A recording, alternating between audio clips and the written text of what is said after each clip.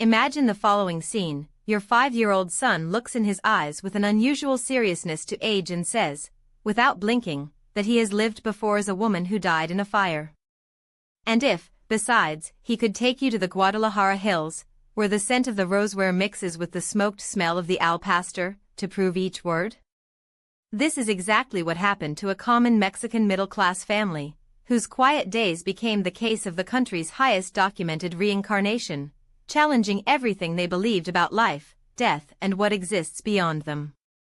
Roberto, an engineer in a local factory, and Carmen, an elementary school teacher, had built a simple but meaningful life in a 2-story house in the American colony neighborhood. His only son, Diego, was born on a cold morning of February 2015. From the first moment Carmen noticed something different in that baby.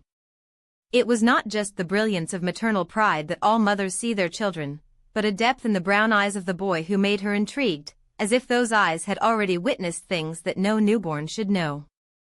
In the first 4 years, Diego looked like a child like any other. He ran after the poncho dog, a chihuahua full of energy, loved superheroes, and played with strollers in the backyard. But small details began to draw Carmen's attention, which recorded them secret in a diary stored under key. The most disturbing was the boy's absolute refusal to wear pants. Since learning to speak, he insisted on wearing only skirts or dresses, and when Carmen tried to put him on men's clothes, he threw himself on the floor, as if he was feeling a physical pain. "No, Mom, this is not my clothes," he shouted with an anguish that broke the heart. There was also a strange fixation by mirrors. Diego spent hours before the bathroom mirror, touching his blonde hair and muttering words that Carmen couldn't hear. As she approached, he was silent, but his eyes revealed a sadness that did not match his young age. Everything changed on the morning of March 3, 2020, the day Diego was 5 years old. While Carmen prepared pancakes in the kitchen, the smell of melted mantequilla filled the house. It was then that Diego appeared at the door with such a serious expression that it made her stop in the middle of the movement. "Mom," he said in his thin voice, "I need to tell you something very important about my past life." Carmen left the spatula on the counter and turned to his son, feeling a shiver through his spine. "Your past life? What are you talking about, my love?" The boy climbed into one of the wooden chairs in the kitchen, settling with a posture that resembled one adult about to have a serious conversation than a child. "Before I was Diego, I was a lady named Patricia. She was a brunette, had very beautiful black hair and loved to wear big and gold earrings." Carmen's heart fired so strong that she was sure that her son could hear.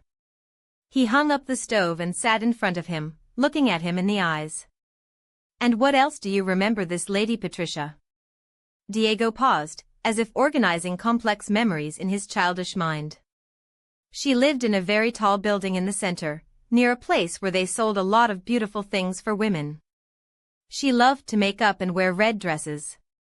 Another break, this time longer. "But one day there was a lot of fire and smoke. I couldn't leave." Carmen felt the air get heavy.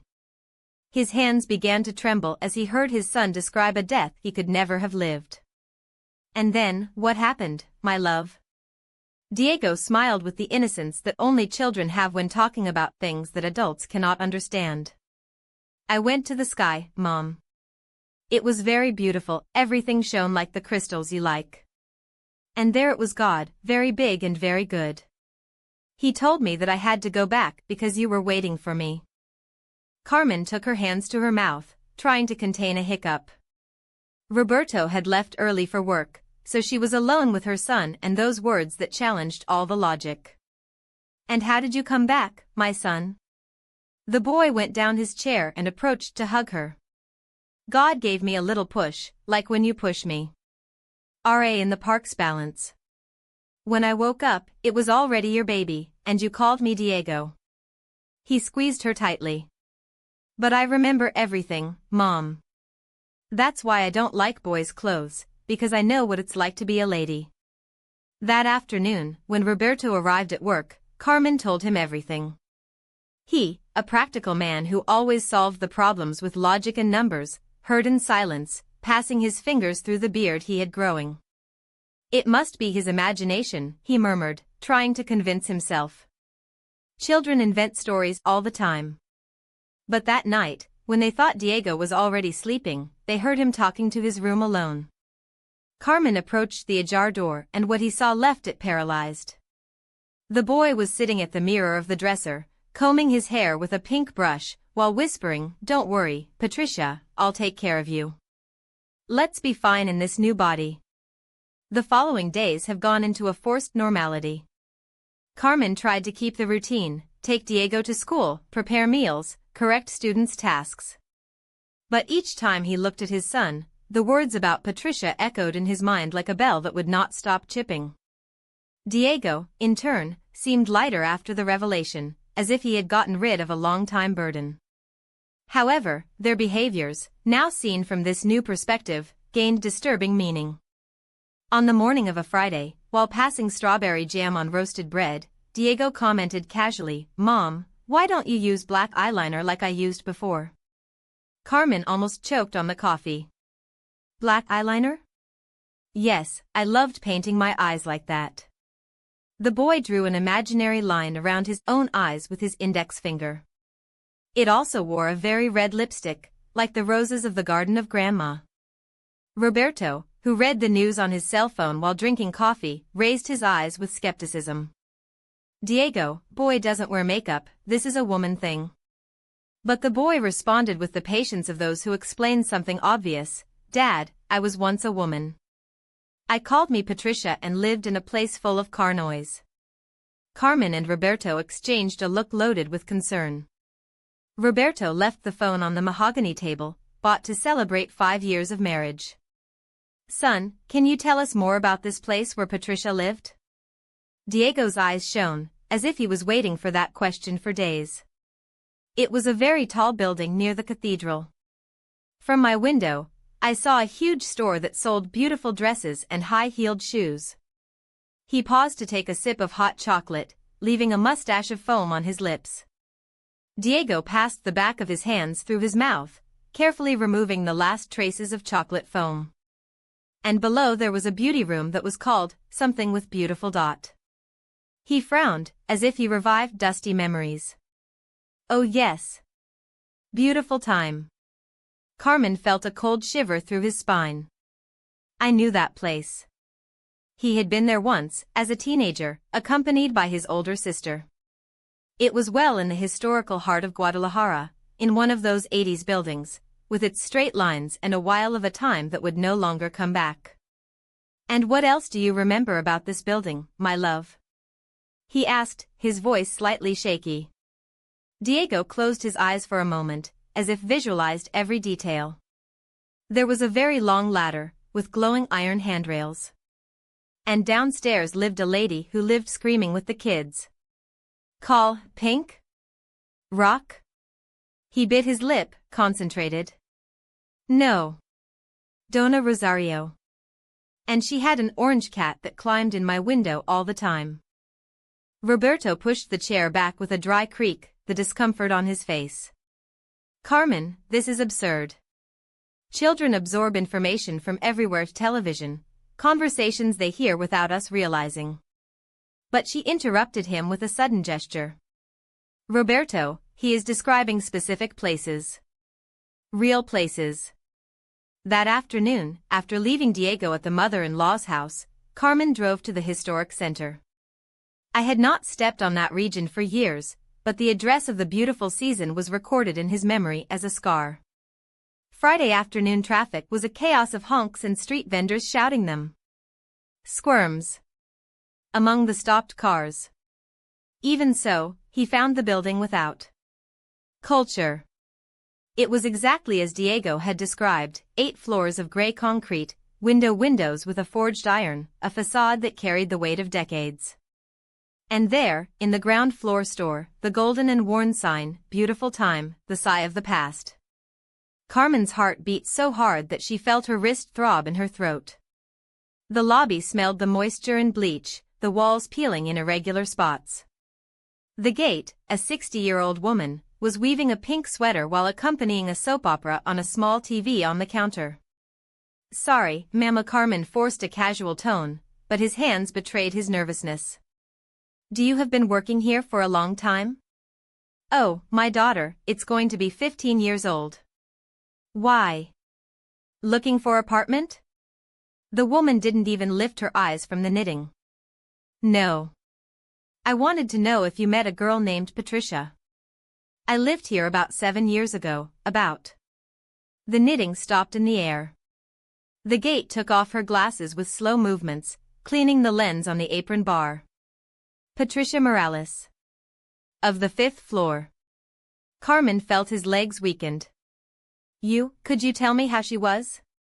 The woman sighed, as if she carried an old weight. Poor. It was beautiful for Coyote, brunette, always well arranged. I loved some big earrings and red dresses. I worked in a boutique nearby. She paused, sanitizing herself. But died in the 2013 fire. What a tragedy, my God. The world turned around Carmen. Fire? His voice came out like a thread. This, my daughter. A short circuit in the 4th floor, and the fire spread too fast. Patricia got stuck. The firefighters couldn't. The gate was blessed again. It was such a good girl. I always greeted me with a smile as I passed. Carmen swallowed hard. And, was there a lady here named Rosario? Dona Rosario, from the 3rd floor? Oh, that's it. The woman laughed without joy. I lived fighting with their grandchildren as they came to visit her. And there was an orange cat that kept climbing the windows of the others. A damn and hoe. In the car, back home, Carmen drove as if she were in a trance. Her hands trembled so much on the wheel that she had to stop twice on the way, breathing deep so as not to crumble. Guadalajara's chaotic traffic, which usually irritated her, was now a relief, gave her time to process what she had just discovered. Patricia Morales had existed. He had lived exactly where Diego had described.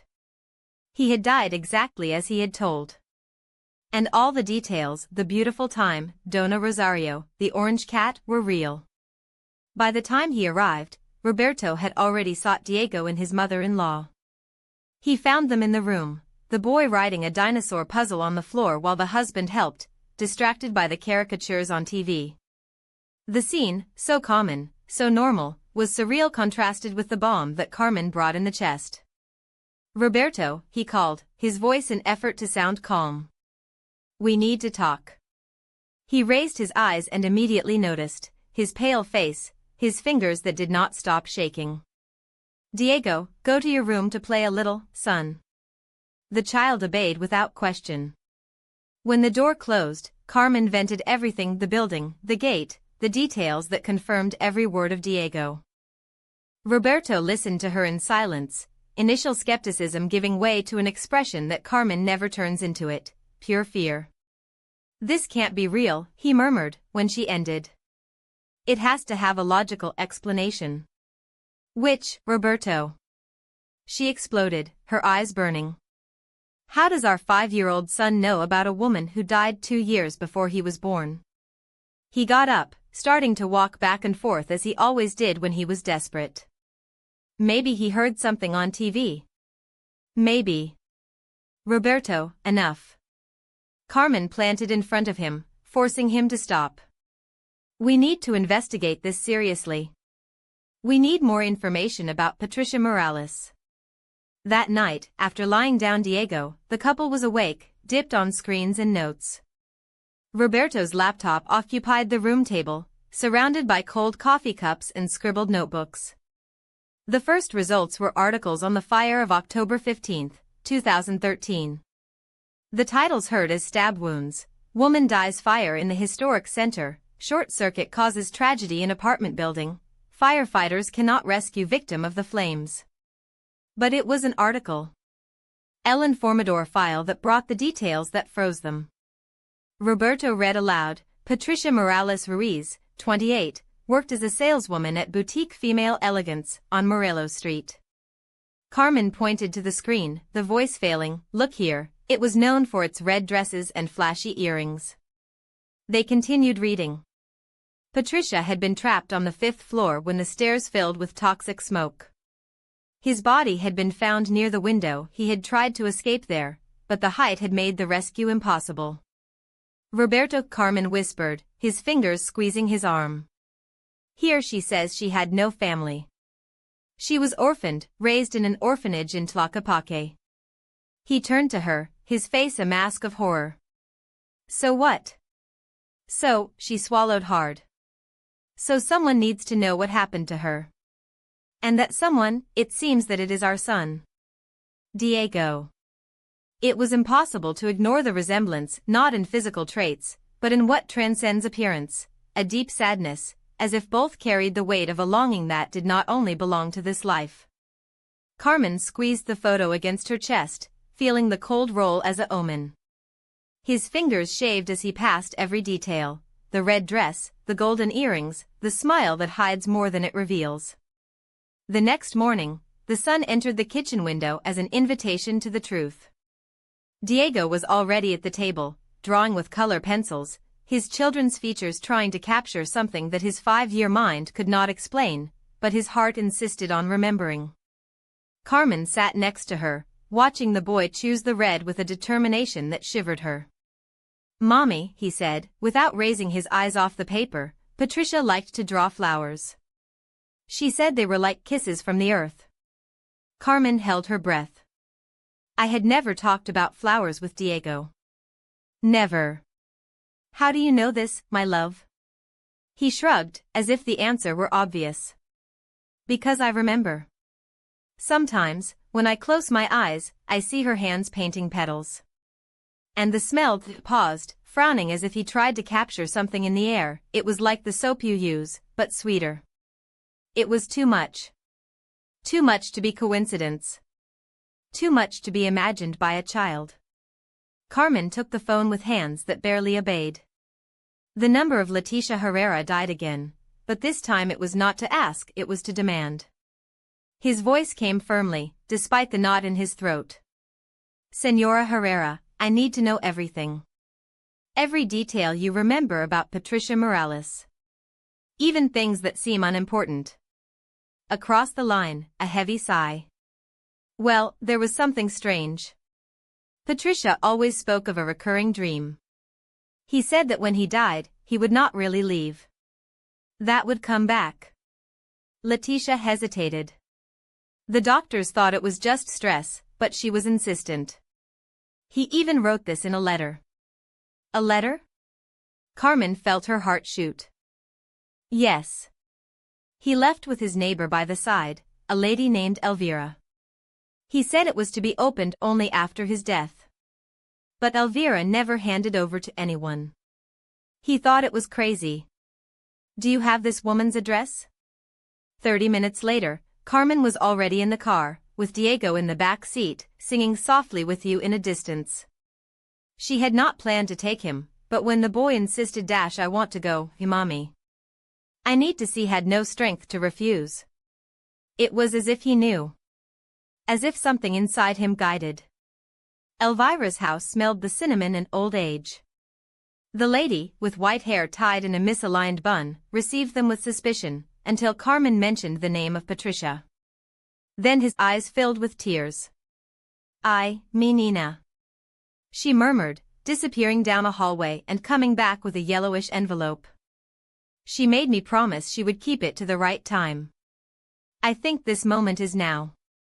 Carmen opened the envelope with trembling fingers. Inside, a leaf of fragrant paper, handwritten with elegant letter. "If you're reading this, it's because I can't escape. But don't worry, I didn't go. Not completely. There are things that death can't take. Things that are in the air, the smells we love. If one day someone asks for me, say I'm in the red dress, in the shine of an earring, in the song that doesn't forget. That is not afraid. That I chose it. That I was waiting for her." Carmen couldn't contain the tears. Diego silently reached out and touched the roll, as if recognized the energy of those features. "She's here," he whispered. "Patricia is right here, Mommy." And for the first time Carmen was not afraid to believe. When Roberto returned from a job trip the next day, Carmen wasted no time. All the tests he had gathered on the table, yellowish photographs, documents faded with time, handwritten testimonials, and, above all, Diego's drawing that had scarily captured Patricia Morales's face. Roberto, a man of numbers and logic, examined each piece with the same meticulum with which he analyzed engineering projects. His fingers, accustomed to sliding on plants and calculations, were now shaking slightly as they flipped into papers that challenged full reason. 1 hour passed in silence, marked only by the tick of the wall clock. Finally, he raised his eyes, and there was no disdain in them, but a mixture of astonishment and surrender. "Carmen, this is scientifically impossible," he admitted, running his hand over his face as if he could erase the evidence before him. "But I can't deny what is here either." "What are we going to do?" She already knew the answer. While Roberto still processed the impact, Carmen had acted. In the early hours of sleep, she had been plunging into research, following wires of hope in obscure forums and academic articles. This is how he found the name of Dr. Miguel Ángel Herrera, psychiatrist at the University of Guadalajara, expert in cases of inexplicable memory in children. A man who, according to rumors, did not discard any hypothesis, even those that surpassed the limits of science. "I already contacted an expert," she said, sliding a business card on the table. "He wants to meet Diego next week." Roberto looked at the name printed on the paper, then to his son, who played on the floor with his carts, oblivious to the weight of those secrets. Neither of them knew, however, that Diego's revelations were just beginning. That their words would soon make even the most skeptical of men to question whether death was really an end, if only one pass, a door ajar to something larger. Dr. Herrera's office was in a colonial case in the historical heart of Guadalajara, where time seemed to have bowed to preserve serenity. Adobe's thick walls drowned out the noises of the city, and the high ceiling of wooden beams created an almost sacred atmosphere. Carmen sat in the waiting room, his hands intertwined tightly, while Diego, impaired, leafed a book of short stories as if he were there only for a routine visit. She wore her navy sweater that she had knitted the months of waiting before her birth and the red sneakers she insisted on wearing because they made less noise than adult shoes. "Vasquez family," he called a nurse, with a voice so soft that it seemed part of the very silence of the place. Dr. Herrera received them standing behind a table full of books, pedagogical toys, and diplomas that covered an entire wall as seedlings of decades of study.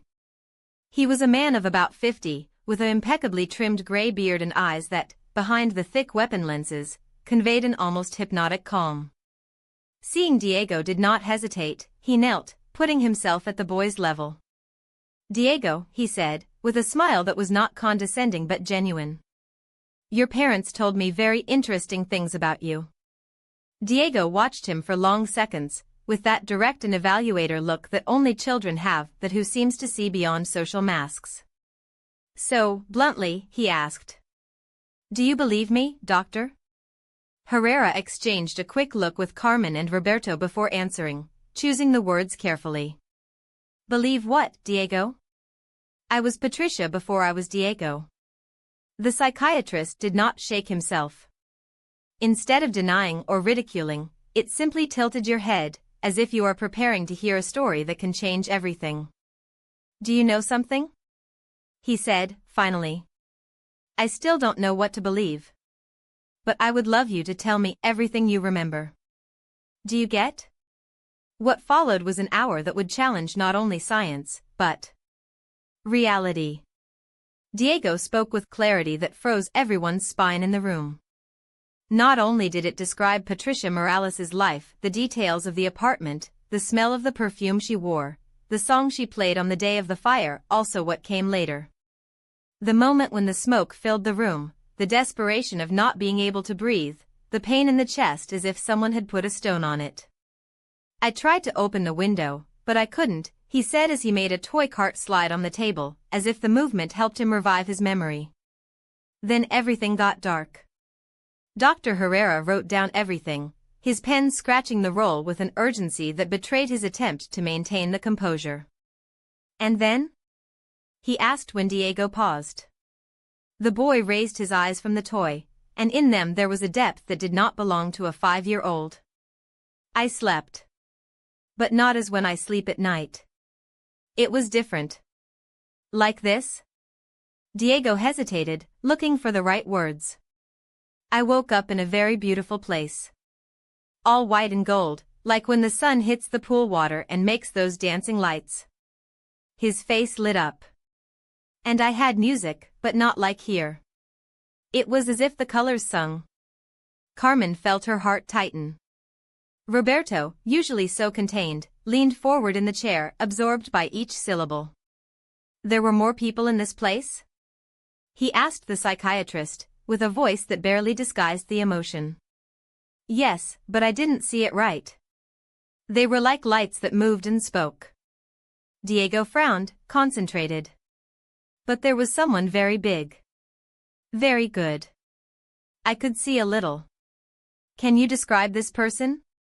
The boy was thoughtful, his fingers playing with the edge of the table. It was like the biggest father in the world and the sweetest mother together.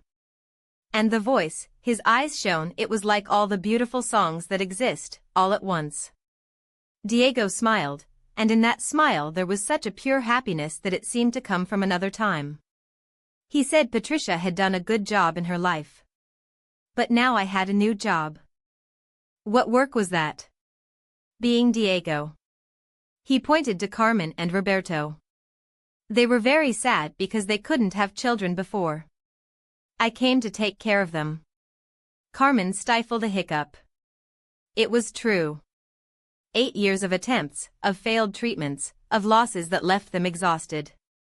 Until, against all probabilities, Diego has arrived. And how did you get here?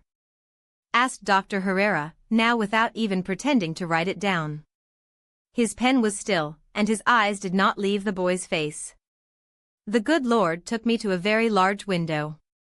Diego got up and, without asking permission, climbed on Carmen's lap, as if he needed contact to continue. There, I saw many moms and dads on earth. He showed me too and said they needed a lot of love. That I could give you this. And you accepted? Yes. Diego nestled his head on Carmen's shoulder. But he warned that it was going to be difficult. That I was going to remember Patricia's things and that it was going to scare you. But that was important that I come. Dr. Herrera had stopped writing. Now he only watched, with an expression that oscillated between professional and something deeper, as if, for the first time in 3 decades of career, he was facing a truth that transcended all his books. And you remember how it was, the trip here? Diego returned to his chair, shaking his legs like any child of his age. It was like slipping in a very long slide. The good Lord pushed me slowly, everything was dark for a while. His face lit up. Then I felt a cold and heard my mother crying. But it was happy cry. Carmen remembered perfectly from that moment. After a difficult delivery, when they finally put Diego in their arms, she cried for hours, not in pain, but of relief, of gratitude, something that seemed a reunion. And when I woke up right, it was already the baby Diego. He shrugged. But I remembered everything. Dr. Herrera closed his notebook. Their fingers, who once wrote with clinical accuracy, now they were shaking slightly. Diego, he said, looking at him in his eyes, what you told me today is very special. Do you know that most children don't remember these things? I know. Diego smiled, with a wisdom that did not match his 5 years. In the beautiful place, they said some remember and some don't. It depends on why they send us back. And why did you send you? The boy did not hesitate. To take care of Mom and Daddy. Her gaze turned to Carmen, full of such an intense love. And for people to know that when we die, it doesn't end. We only go home a little, and then come back. When the session ended, Dr. Herrera asked to speak alone with Carmen and Roberto. He closed the office door, sat at the table, and for the first time his voice lost his professional tone. In 30 years of career, he confessed, I've seen many cases of children with inexplicable memories. But I have never heard such a detailed account of the process, the death, the transition, the rebirth, and much less with so much evidence that can be verified. Roberto, always pragmatic, crossed his arms. What is your professional opinion, doctor? Herrera took a deep breath. And then he said something that neither expected to hear. As a scientific, my duty would be to guide them to seek rational explanations, but as a human being who heard Diego's testimony, I believe they are facing something that challenges everything we thought we know about consciousness. Dr. Herrera paused, as if every word weighed. I recommend that you contact colleagues specialized in this type of phenomena and document every additional detail you remember. His voice gained severity. Because this case. He pointed to the boy, who watched the conversation with an unusual serenity, can rewrite our understanding of death and continuity of consciousness. None of them imagined that Diego's story was about to take a course that would eliminate any shadow of doubt about his memories. 3 months after the consultation with Herrera, the life of the Vasquez had turned upside down. The boy's account, discreetly disclosed by the psychiatrist among academic circles, leaked to the press and now involved them in a mythic whirlwind they never sought. Carmen squeezed his hands on his lap, sitting on Unanswered Mysteries Set, Mexico's most assisted program on inexplicable phenomena. The studio's lights burned, the buzz of technicians and cameras created an electrical tension that squeezed his chest. Diego, on the contrary, seemed immune to nervousness. Sitting in a high chair adapted for children, he swung his legs while examining, fascinated, the equipment around. He wore his only navy suit stressed by his mother the night before and a red tie he had insisted on wearing. Red gives confidence, Patricia always said. The presenter, Alejandra Medina, respected journalist, known for her skepticism in paranormal cases, approached before the recording. He knelt up to the boy, with a smile that did not hide his professional curiosity. Diego, do you know why we are here today? Yes, ma'am. Her voice was sweet, but firm. Because they want to see if I really remember when I was Patricia. Exactly. Alejandra exchanged a quick look at the production. And let's take a very special test. Carmen felt his stomach turn around. The special test had been designed by a team of psychologists and parapsychologists to irrefutably prove if Diego could identify Patricia Morales among strangers.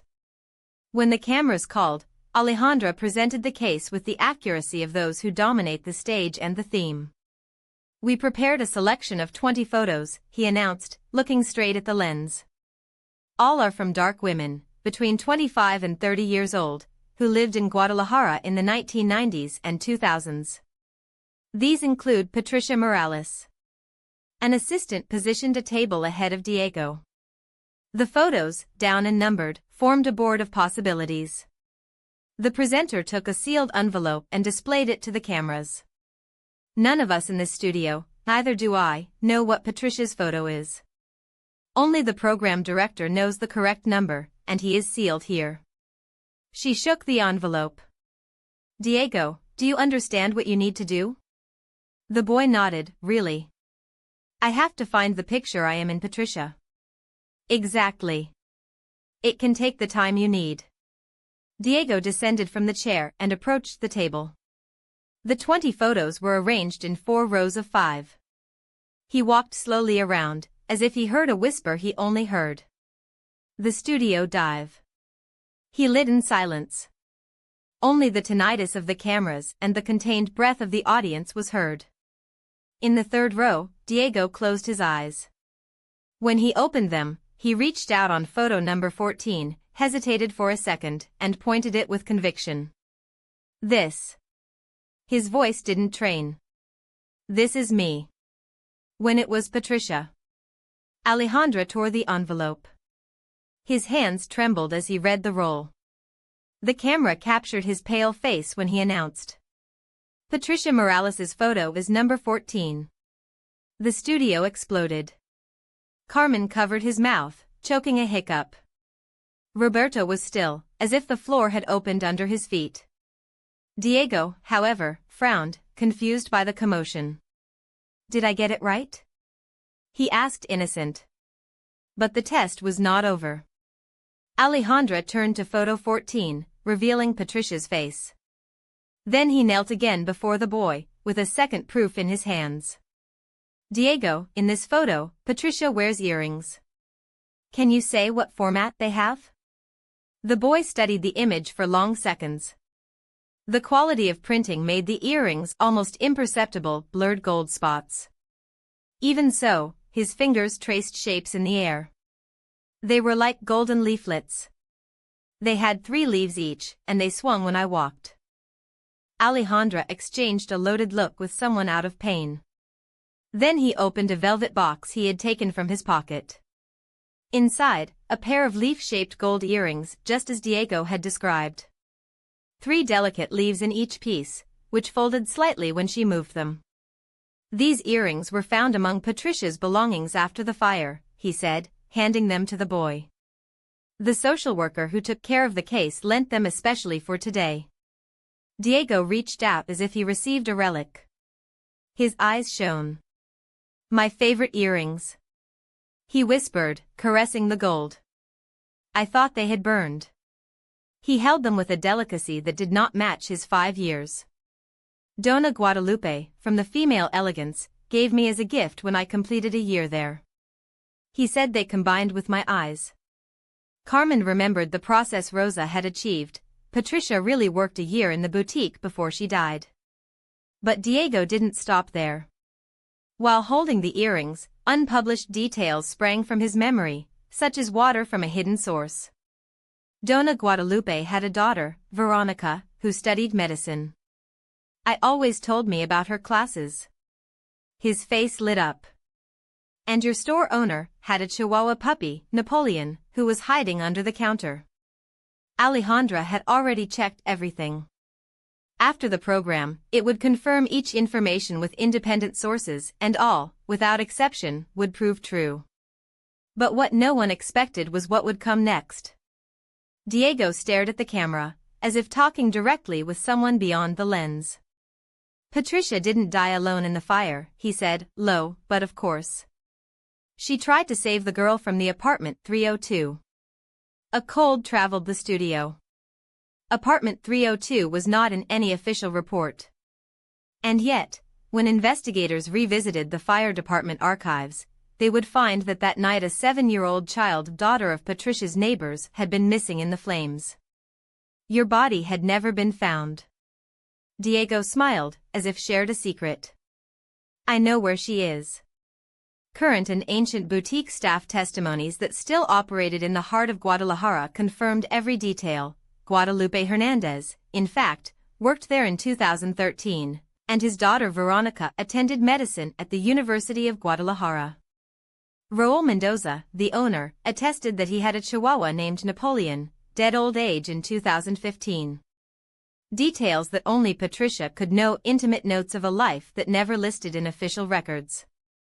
Alejandra, in her post-program article, spared no adjectives. It was as if the boy had accessed secret files of an existence that was not his own. The program exceeded 5 million viewers, becoming one of the most documented reincarnation cases in Mexican television history. But for Diego, all media commotion was secondary. What really mattered was that, finally, his parents understood who he was and where he came from. Your mission, bring peace and love to the Vasquez family, was fulfilled. 5 years have passed since that night in the studio. The boy who he had shaken Mexico with memories of a past life was now 10 years old. As usually happens in these extraordinary cases, Patricia Morales's memories faded like an old paper ink, diluted with time. Diego had become an ordinary child. He played soccer on the school team, collecting Pokémon cards, and dominated the video games. But there was something about him that was not erased, an emotional wisdom that left teachers and colleagues perplexed. A compassion that seemed to come from someone who had already known death and rebirth. Carmen watched him run through the backyard of the new house, in a quieter neighborhood, away from the spotlight. Sometimes it wondered if it was all a feverish dream. Until his fingers found the velvet box on the toucher, where he kept Patricia's earrings. There they were, tangible, undeniable. Do you miss Patricia? He had asked his son months before, when he had turned 10. Diego had reflected for a moment, with that seriousness he still reserved for important subjects. "I don't miss Mom, because she's still here." And had touched his chest. "Now we are one, like when you mix two paints and a new color is born, with a little of each." The life of the Vasquez had found an almost magical balance. Roberto was promoted at work. Carmen had written a book about his experience, donating all profits to an orphanage in Tlaquepaque, the same where Patricia had grown. Diego, the boy who remembered the sky, became bestseller, offering hope for thousands of bereaved families. Dr. Miguel Ángel Herrera continued to study the case, documenting the gradual transition of a child with memories of another life to a boy fully integrated into his new identity. His research, based on Diego and in similar cases, has revolutionized children's psychology in Mexico. "What we have learned," he wrote in his last article, "is that human consciousness is much more complex and resilient than we imagined." Diego Vasquez's case suggests that personality is not limited to a single body or one existence, but it can be a continuum that transcends physical death.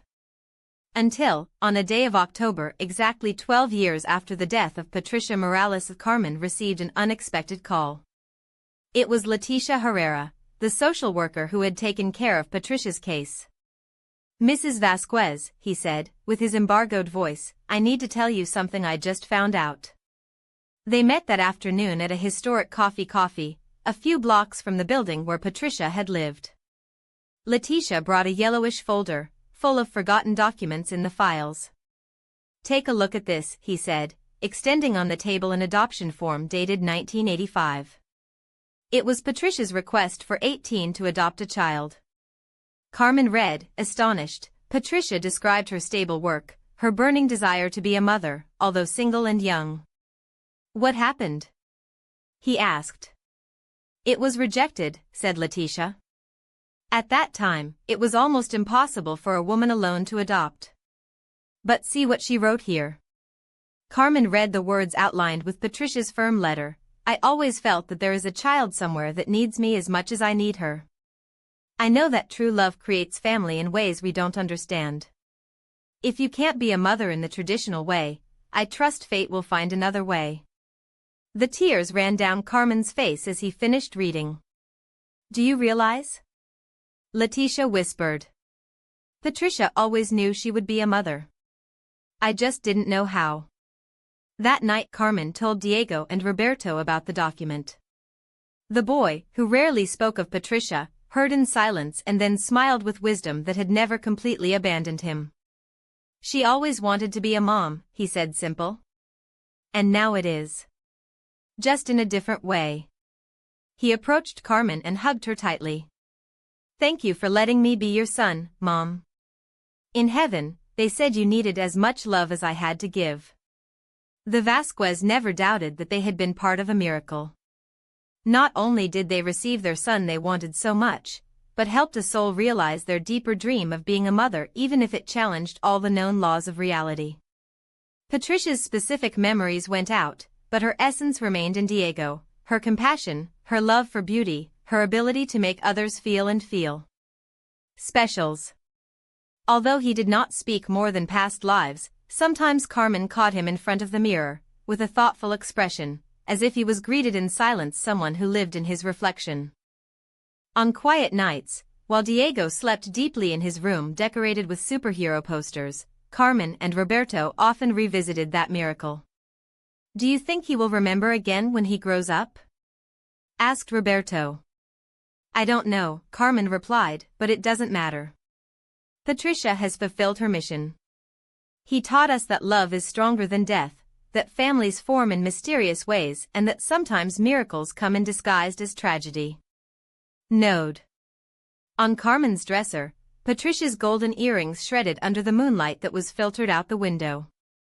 They were like small headlights of a presence that never went out.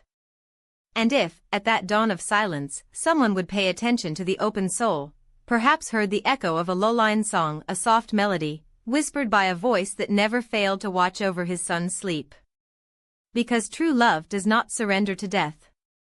It transforms itself, goes beyond borders, challenges the laws of time, and finds impossible ways to honor the promises made in the deepest of the heart.